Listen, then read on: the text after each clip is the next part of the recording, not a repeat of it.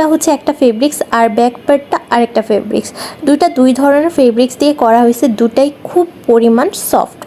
তো এই যে ব্যাক পার্টটা আমি দেখিয়ে দিচ্ছি, এটা হচ্ছে ম্যাশ ফেব্রিকের মধ্যে হবে, খুবই একটা সফট ফেব্রিক্স যেটা আপনারা পরে কমফোর্টেবল ফিল করবেন। জিমের মধ্যে ঘাম টাম হয়, তো এই ঘামটা অন্য টাইপের কাপড় পরলে কিন্তু খুব আনকমফোর্টেবল ফিল হয়। তো আপনারা যদি কমফোর্টেবল একটা ফেব্রিক্স চেয়ে থাকেন তাহলে এই টি শার্টটা আপনাদের জন্য খুব ভালো একটা টি শার্ট হবে।